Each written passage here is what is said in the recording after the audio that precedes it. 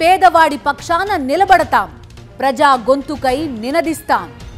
Voice of voiceless, తెలుగువారి మనస్సాక్షి సాక్షి TV. సాక్షి TV ప్రసారాల కోసం మీ స్థానిక కేబుల్ ఆపరేటర్ని వెంటనే సంప్రదించండి. తెలంగాణ కేబినెట్ సమావేశం ముగిసింది. పంచాయతీరాజ్ చట్ట సవరణకు కేబినెట్ ఆమోదం తెలిపింది. స్పెషల్ జీవో తెచ్చి రిజర్వేషన్లు అమలు చేయాలని మంత్రివర్గంలో నిర్ణయించారు.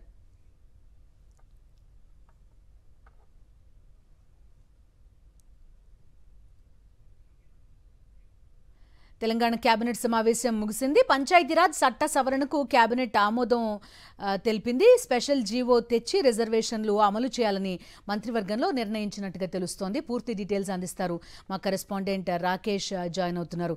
రాకేష్, చెప్పండి, 42% బీసీ రిజర్వేషన్లు తర్వాతే ఈ ఎలక్షన్కి వెళ్ళాలి అనేది ఒక నిర్ణయంగా ప్రభుత్వం తీసుకుంది. ఇప్పుడు స్పెషల్ జీవో తెచ్చి రిజర్వేషన్లు అమలు చేస్తాం అంటున్నారు.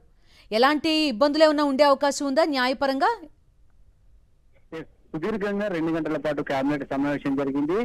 బీసీ రిజర్వేషన్ అమలు కోసం వేసిన కేబినెట్ సబ్ కమిటీ కేబినెట్ కు రిజర్వేషన్ అమలుపై 3 ఆప్షన్లతో రిపోర్ట్ ఇచ్చింది. అయితే 3 ఆప్షన్లలో స్పెషల్ జీవో తెచ్చి రిజర్వేషన్ అమలు చేసే విధంగా కేబినెట్ ఆమోదం తెలిపినట్టుగా తెలుస్తా ఉంది. ఈ అంశాన్ని సభలో ప్రవేశపెట్టి అఫీషియల్ గా నిర్ణయం తీసుకోబోతున్నారు. ముఖ్యంగా ఈ జీవో తీసుకోవడానికి ఖచ్చితంగా పంచాయతీరాజ్ చట్టంలో ఉన్న 285A చట్టాన్ని మార్చాల్సిన అవసరం ఉంది. దీంతో ఆ బిల్లును చట్ట సవరణకు సంబంధించిన బిల్లును కూడా సభలో ప్రవేశపెట్టాల్సిన అవసరం ఉన్న నేపథ్యంలో ఆ బిల్లును ప్రవేశపెట్టేందుకు కేబినెట్ ఆమోదం తెలిపింది.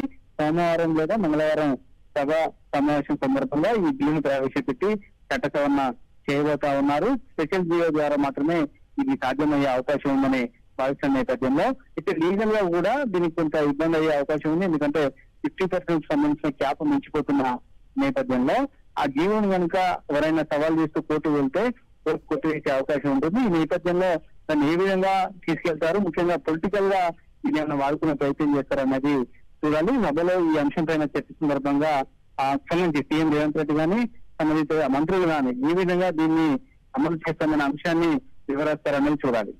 రాకేష్, మరొక ఆప్షన్ పార్టీ పరంగా రిజర్వేషన్లు ఇచ్చే అవకాశం కూడా కాంగ్రెస్ పార్టీ దగ్గర ఉంటుంది.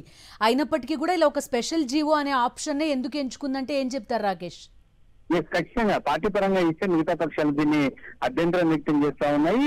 ఈ అంశం మీద సంవత్సరానికి ఇచ్చి ఎన్నికలకు వెళ్తే అవకాశం ఉన్నప్పటికీ అఫీషియల్ గా ప్రభుత్వం నుంచి రిజర్వేషన్ కల్పిస్తామని కాంగ్రెస్ హామీ ఇచ్చింది కాబట్టి దాని ప్రకారమే రిజర్వేషన్ ఇవ్వాలనే డిమాండ్ వినిపిస్తా ఉంది. ఈ నేపథ్యంలోనే స్పెషల్ జీవో ద్వారా తమ వంతు ప్రయత్నంగా రిజర్వేషన్ కోసం ట్రై చేసిందని చెప్పడం కోసం ఈ స్పెషల్ జీవో ఆప్షన్ ఎంచుకున్నట్టుగా తెలుస్తా ఉంది. ఈ జీవో కోర్టు వెళ్తే కోర్టు కొట్టేసే అవకాశం ఉంది. ఈ నేపథ్యంలో దీని విషయంలో లీగల్ గా ఎటా వెళ్తారు, ఇంకేమైనా ప్రికాషన్స్ తీసుకుంటారా, లీగల్ విషయంలో ఏమన్నా కొత్త యాక్ట్లు ఏమైనా తీసుకొస్తారనేది చూడాలి. ఒకవేళ ఇవేవి కూడా సాధ్యపడకపోతే ఫైనల్ గా పార్టీ పరంగానే రిజర్వేషన్లకు అవకాశం ఉంది. రాకేష్, ఇప్పుడు 2 అంశాలు, ఒకటి ఆర్డినెన్స్ జారీ చేసి ఆ గవర్నర్ దగ్గర పెండింగ్ లో ఉంది. At the same time assembly ఆమోదించిన తర్వాత రాష్ట్రపతికి పంపించింది. 2 పెండింగ్ లో ఉంది. అయినప్పటికీ కూడా స్పెషల్ జీవో తీసుకుని రిజర్వేషన్లు చేయడం ఎంతవరకు సాధ్యం అవుతుంది? ఆ ప్రస్తుతం గవర్నర్ దగ్గర ఉన్న ఆర్డినెన్స్ ఇప్పుడంతా ఆమోదం తెలిపే అవకాశం కనిపించట్లేదు.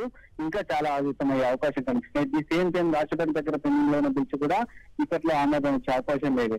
ఒకవేళ వీటి కోసం ఆమోదం కోసం కనుక వేచి చూడాలంటే అది సంవత్సరం పట్టొచ్చు, 2 సంవత్సరాలు పట్టొచ్చు. కాబట్టి అంత సమయం ప్రభుత్వం వేచి చూసే పరిస్థితి ప్రభుత్వం లేదు. ఎందుకంటే దాదాపుగా సంవత్సరాలుగా పంచాయతీకి సంబంధించిన ఎన్నికలు జరగడంతో కేంద్రం నుంచి రావాల్సిన నిధులన్నీ కూడా ఆగిపోయాయి.